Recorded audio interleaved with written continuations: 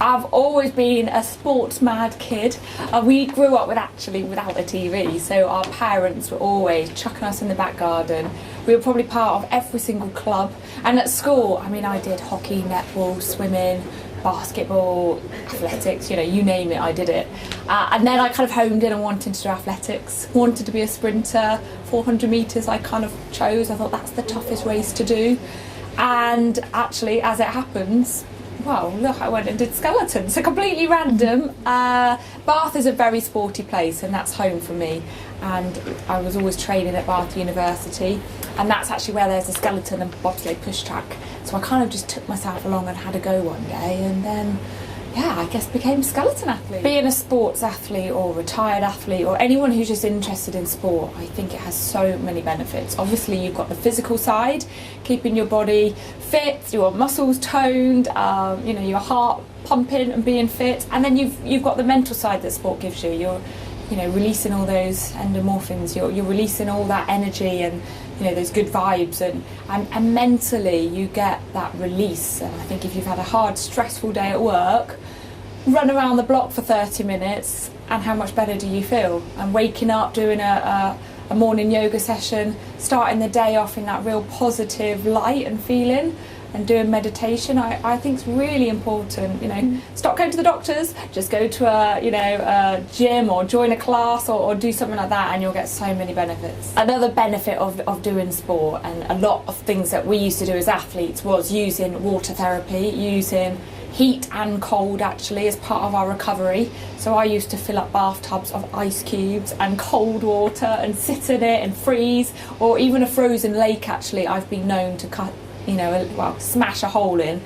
And so water, whether it's hot or cold, it's got so many benefits for your muscles and as an athlete, or for a non-athlete actually. The relaxation you can get from sitting in a hot tub, sitting in a jacuzzi. You've got so many other benefits as well, from, you know, that kind of mental wellness and, you know, almost like calm and de-stressing at the end of the day, whether it's actually because you've just gone and done a hard training session, or you've just had a tough day in the office, sat at your desk all day, to sit in a jacuzzi with some jets on your back, kind of, you know, relaxing your posture and switching your brain off at the end of the day.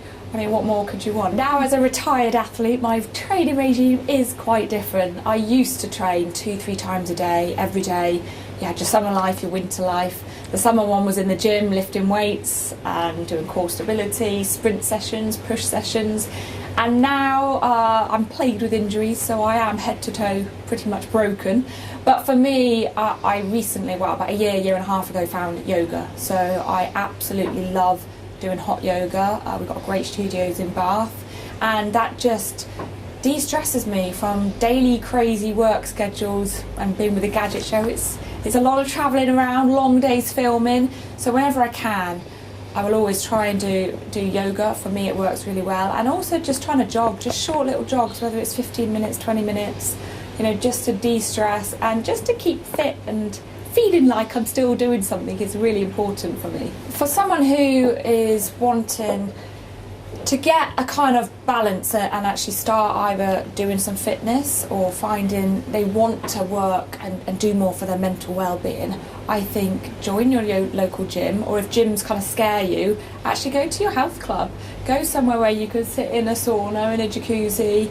Use that as a kind of calming way. You can stretch in that jacuzzi, it's warm, it's hot water, and think outside the box. You don't actually have to be in a gym lifting weights to be fit and to have a positive spin on your life, whether that's meditation on your own in a quiet space, you know, for 5 minutes when you wake up, or whether that is taking yourself to a yoga studio, to a Pilates studio, or actually join the local health fitness, whether that's actually attached to a hotel or something if you can. You know, just whatever it might be. I think it's really different for many people. It might just be having a hot bath. If you've got a bath that's a little sort of jacuzzi bath, put on the bubbles. And at the end of the day, it just needs 5 minutes to de-stress, and I think the positives of that are huge on your whole entire life. I think it's always hard when it goes into the winter months. It's dark, it's dreary, it's rainy, it's wet. It is always hard to get motivated to go out. And as an athlete, you just accept it, you get on with it, that's your life. But not being an athlete, and I'm in the same situation as everyone else now, I've retired, you still want to keep fit, and yet it's dark at 4 o'clock. But I think you've got to remember why you're doing it, and you never regret it. You never regret going for that little jog or going to the swimming pool or whatever it might be. You always feel good afterwards. You're releasing all those happy, endorphins, and the benefit of that, you've just got to do it to remind yourself why it feels so good. But yeah, I mean, we all have bad days that we just cannot be bothered, but just don't have a bad week and a bad month and a bad year. Just, allow yourself 1 or 2 days of the week just to be like, nah, it's not happening. But you know what, even if it's just 5-minute sit-ups before, in the ads, or every ad before whatever your favourite TV show is, just do some stretching on the floor, do a few sit-ups, do a few press-ups, just something to keep yourself going and ticking over, and you'll always be smiling and grimacing at the same time. I think injury prevention as an athlete, is key. Your whole life is about protecting your body. You train so hard. The recovery and keeping stretching, keeping your body in one piece is really important. So for us as an athlete, it was the stretching sessions, it was doing all those core stability, all these little exercises, it was doing recovery sessions, be it in a sauna stretching, or if you had a hot tub or jacuzzi. It was looking after your body in all other ways apart from just being in the gym. Eating well, the effects of food and eating healthily and having all your fruit and veg, it's really true. You need all of that and your protein to build your muscles, and I think your general well-being. I was always in bed really early, making sure I got all my sleep, is a bigger picture to keeping your body healthy.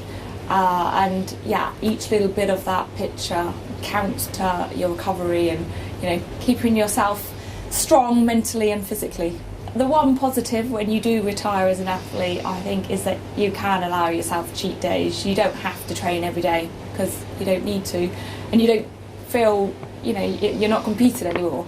But I think it is hard, especially in that transition phase when you retire. You feel guilty for not training, and I think it's in you. You have to do something. And admittedly, my diet is not as good as it used to be. I never used to touch cakes, ice cream, chocolate, wine, alcohol. Now, yeah, you know what, I will. But on the flip side, if I want to have a slice of cake or whatever, I'll make sure the next day I will do some exercise. So I think it's hard. But then it's, if you're busy working, you got training schedules. Today I was up at 5:30 to be here. I won't get home till goodness knows what time. Working out is not going to happen. So you can't beat yourself up for it. And it's just making sure that when you do have a few hours free of a morning, then actually go out, do some exercise, buddy up with someone. I've got my running buddy who lives a few doors down, and I help her training when she's taking the kids to school. We buddy up and we encourage each other, and I think actually that's really important to be able to do that. I can't believe it has been 5 years since I won my gold, and it's funny because you don't really think about it, but for skeleton, we knew that someone had to win a gold medal in Vancouver Olympics to keep the funding going and to keep it there for the next one. And luckily in Sochi, we got another gold medal. And I think in sport, it's hard, especially in winter sport. You have to prove that you can get those medals to keep the funding. And yet if you don't have the funding in the first place, you can't get the medals. I think Vancouver and the gold there definitely put winter sport out there. The coverage that we had in Sochi in 2014 was much bigger with the coverage with BBC, and I was out there commentating on it all, and I think everyone comes to me like, we love watching winter sport, we want to see more on TV. And I think it's opened the eyes that actually nothing's impossible, and hopefully my gold medal in Vancouver did encourage that next generation. And Lizzie Arnold, who won it in Sochi, did say, Amy winning proved to her that it wasn't impossible, and look, she went and got a gold. So I hope it's been a positive aspect and you're a positive role model for young athletes, young sports people, and to prove that Great Britain, we can win medals in winter sports. My gold medal has changed my life, of course it does, it has an impact, and since retiring, I've had so many different opportunities given to me, and it's great, it's strange, it's a strange thing to know what to do. I've been with Gadget Show for 2 years, and it's different. It's learning about the TV world. I'm in a situation I have to perform to a camera just like I would have to perform, on the ice track or as an athlete. So it's strange. I'm pushing myself in very different ways, mentally and physically. I might rock up to Gadget Show and I have to test some crazy bike that someone's made, or some new kayak, or it's still quite physical things. So that's fun. I can still push myself and learn, and some things that I have to do, I've been quite scared about doing. So I can still kind of use the skills that I learned from being an athlete into my life now. It is hard to keep fit, to keep training. I accept that I am nowhere near the level of fitness and strength or body shape that I used to be. But life's changed and that chapter's shut, and I think you've got to be willing to allow your body to change into this different thing that it's become. And the fact that, I still want to do physical activities, I still want to find something that suits me. And I think that's why, trying to relax a bit more in the situation that you're in, not trying to force the exercise. I think, that's just the next chapter that you have to suss out who and what you are next. Skeleton is a crazy, daring sport. I've got used to it, so to me it's not. But, I've been scared of it. I've been scared of the track, scared of a corner when you bump and you hurt yourself and you fall off. But loads of people want to do it still. I've just been in Austria taking a bunch of people who just want to have a go, they're just office workers, bankers or whatever. And it's great because actually, once they've been down, for example, the skeleton track, they're not as scared as they thought they were. And I think anyone who wants to do something adventurous, whether it's trying skiing for the first time, snowboarding, whatever, ice sports, whether it's, a skeleton experience, give it a go. And I think when you break something down into small chunks, so you're not going to go from the top of a skeleton track first time, you're going to go from less than halfway and build it up. And I think you do that with anything that scares you, whether it's something job related or sport related. And even now I still break things down and put it into small bits, and kind of, I guess it's self-talk, isn't it? It's kind of not allowing that object or that sport to get the better of you. And I think in skeleton, when you were scared of a certain track, you had to sort of self-talk and do that psychology and think, no, I'm not going to let that track scare me, and I'm going to break it down and get a bit of reality and realism into things, and have respect for what you're going to do. But I'll just go out there and try it and you'll be surprised.